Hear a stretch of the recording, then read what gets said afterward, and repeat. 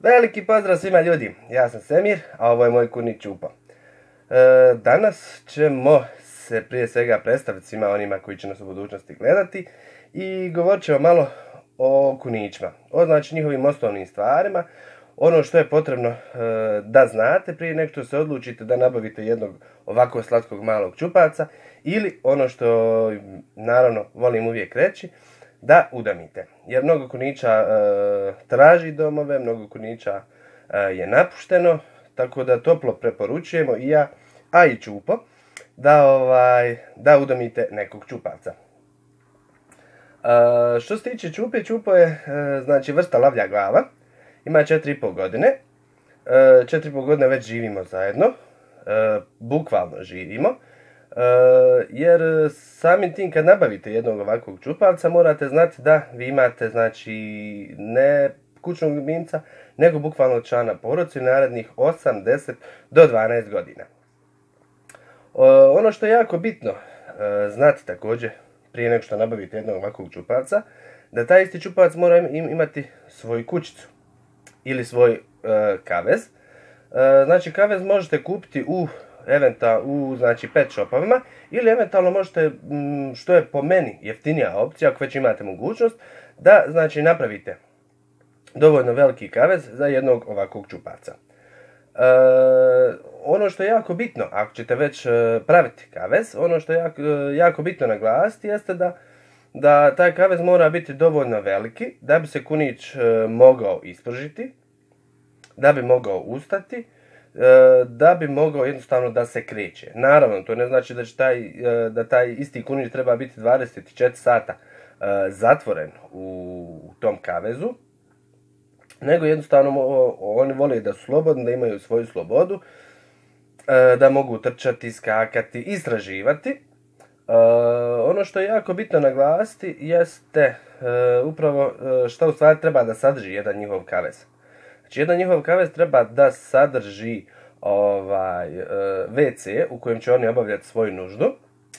Potrebno je da imaju sjelnicu gdje ćete ostavljati njima sjeno koje treba da im je dostupno 24 sata.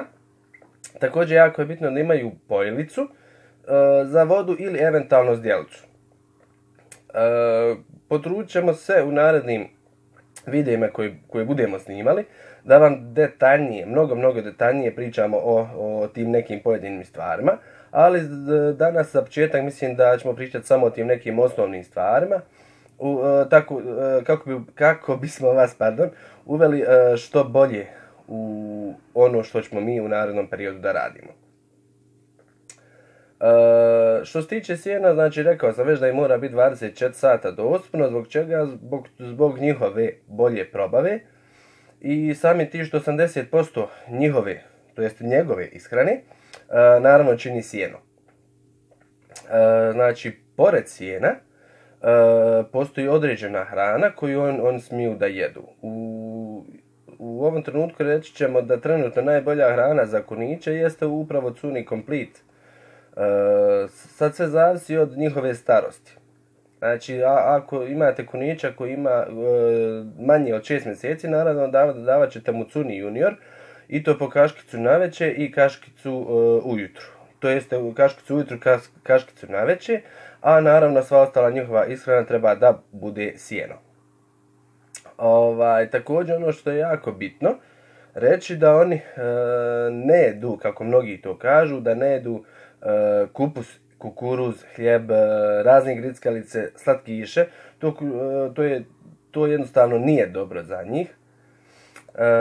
Prvenstveno kupus, iako mnogi će reći pa to je zeko, ona treba da jede kupus. Ne treba da jede kupus, zato što taj isti kupus njih nadima i može dovesti lagano do njihovog uginuća. Što se tiče, znači vraćamo se opet priče na kavez. Što se tiče kaveza, kavez treba da ima naravno WC, tu će znači kunić da obavlja svoju nuždu.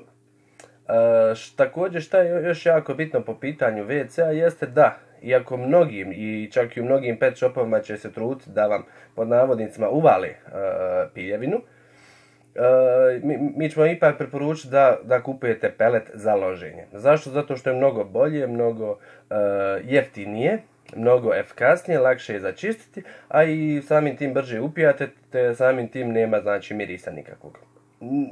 Nema neugodnog mirisa o kojem ljudi uporno pričaju. Također svaki dan treba da im mijenjate vodu. Voda uvijek treba da im bude dostupna.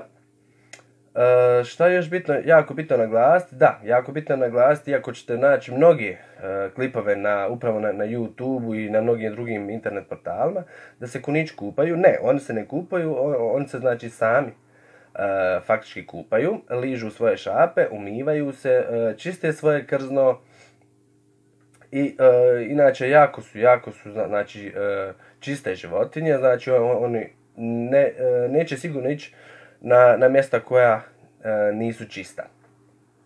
Također, jako bitno je naglasiti da tog istog kunića kojeg nabavite trebate ga učiti da obavlja nuždu u znači samo svom WC-u. Na početku morate imati mnogo strpljenja, mnogo živaca kako biste ih naučili kako i na koji način da ih naučite da obavljaju nuždu samo na jednom mjestu, ali o tome ćemo govoriti u nekom od drugih videa koje vam spremamo. Što se tiče Čupe, također zaboravio sam reći, Čupo je i TV ličnost, tačnije gostovali smo u jednoj emisiji. Tako da smo, hajmo reći, postali već uveliko TV ličnosti. Imamo naravno svoj Instagram profil gdje objavljujemo naše klipove, tako da ovim putem ćemo vas zamoliti, ako želite da nas zapratite na Instagramu, znači Čupo the Bunny i Sema Donja 2712. Do sljedećeg gledanja, veliki pozdrav!